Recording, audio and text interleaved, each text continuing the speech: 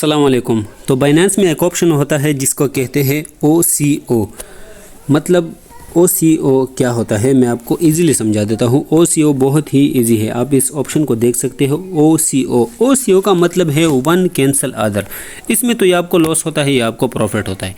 इसमें सेल कैसे करना है और बाई कैसे करना है यार मैं आसानी से समझा देता हूँ। बिल्कुल ईजी है, बिल्कुल भी टेंशन ना ले। इस वीडियो के बाद इंशाल्लाह आपको आसानी से समझ आ जाएगी।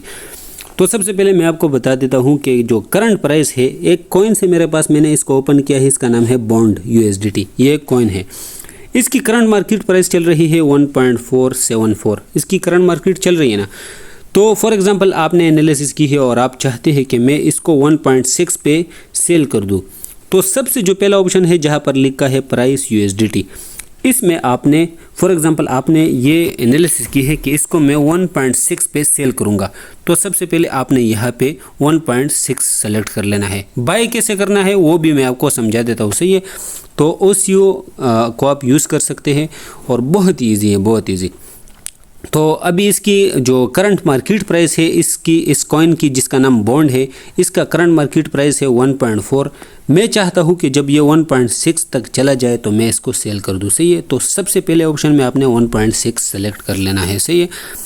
ये दो ऑप्शन है ना, बस इसको सीख जाओ, OCO बस ख़त्म। उसके बाद आप बाय का सीख लो, सही है। तो स्टॉप USDT और लिमिट USDT, अब इसका क्या मतलब है? तो यार बहुत ईजी है। फॉर एग्जांपल आपने अच्छी एनालिसिस की है, आप चाहते हैं कि ये 1.6 तक जाएगा और उसके बाद सेल मैं इसको 1.6 पे सेल करूँ। तो पहले ऑप्शन में आपने 1.6 तो दे दिया, लेकिन स्टॉप USDT और लिमिट USDT में आपने क्या देना है मैं आपको इजीली समझा देता हूँ।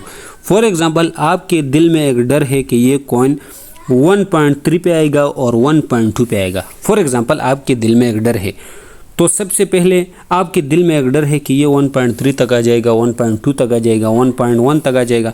तो आप एक सोच रखते हैं कि मैं ज़्यादा लॉस बर्दाश्त नहीं करता, जैसे ही ये 1.2 तक आ जाए तो ये मेरा सेल हो जाए। तो सबसे पहले आपने यहाँ स्टॉप USDT में 1.3 सेलेक्ट कर लेना है। और आपको पता है कि कि ये कॉइन और भी नीचे आएगा, तो आपने यहाँ पे 1.2 सेलेक्ट कर लेना है।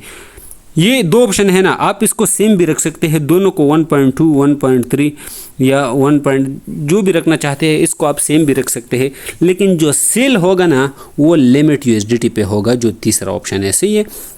ये जो ऑप्शन है स्टॉप USDT, इस पे सिर्फ और सिर्फ ट्रिगर ऑन हो जाएगा। जैसे 1.3 पे आएगा ट्रिगर ऑन हो जाएगा, जैसे ही 1.2 को टच करेगा आपका कॉइन 1.2 पे सेल हो जाएगा और आप ज़्यादा लॉस से बच जाएंगे, सही है। आपको कम लॉस हो जाएगा लेकिन आप ज़्यादा लॉस से बच जाएंगे। तो मैं अगेन आपको समझा देता हूँ, 3 ऑप्शन है इसमें। आपने अच्छी एनालिसिस की है, इसकी करंट प्राइस चल रही है 1.4। आपने अच्छी एनालिसिस की है, आपको पता है ये 1.6 तक जाएगा, तो सबसे पहले ऑप्शन में आपने 1.6 लिख लेना है। फॉर एग्जांपल आपके दिल में एक डर है कि ये नीचे आएगा 1.3, 1.2, 1.1 तक आएगा, तो सबसे पहले आपने स्टॉप USDT में यहाँ पर आपने 1.3 सेलेक्ट कर लेना है। नीचे आपने लिमिट USDT में 1.2 सेलेक्ट कर लेना है, जिस पर सेल होना है। 1.3 जहाँ पर स्टॉप USDT लिखा है यहाँ पर ट्रिगर ऑन हो जाएगा, और 1.2 जहाँ पर लिमिट USDT लिखा है इस पे सेल होगा। जो एक्चुअल में सेल होगा वो 1.2 पे सेल होगा या 1.6 पे सेल होगा, जो ऊपर प्राइस है 1.6 जहाँ पर प्राइस USDT लिखा है। ये जो दरमियान में प्राइस है ये ट्रिगर प्राइस है, सही है।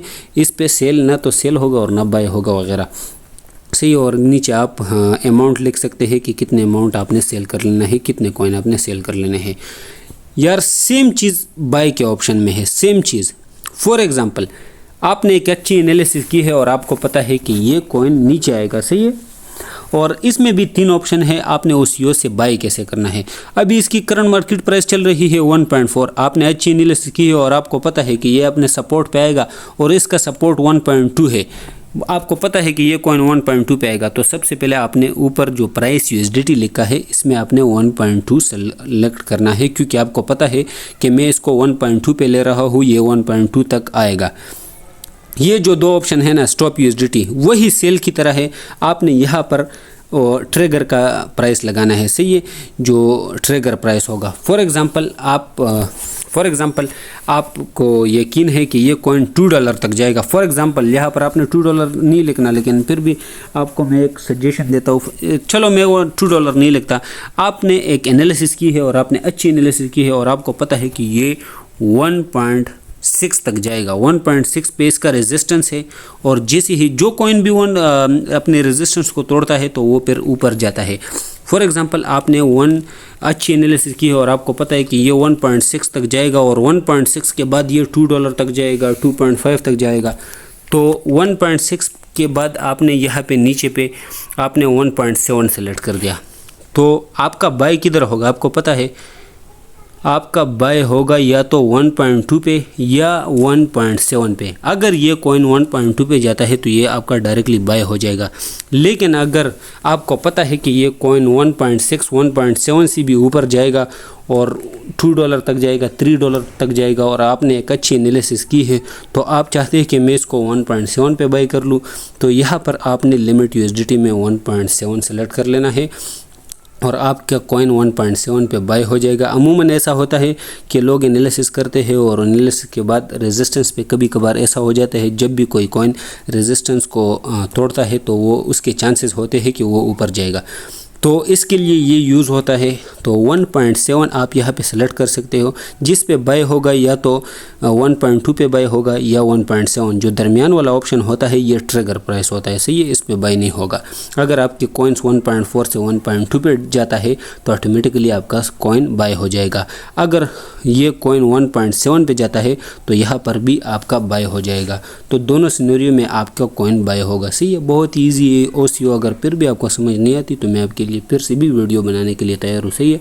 आप कमेंट कर सकते हो, जिस चीज़ की भी आपको समझ नहीं आती इंशाल्लाह इसके लिए मैं आपके लिए वीडियो बनाऊंगा। बहुत ईजी है, सही है। गुड लक एंड खुश रहो।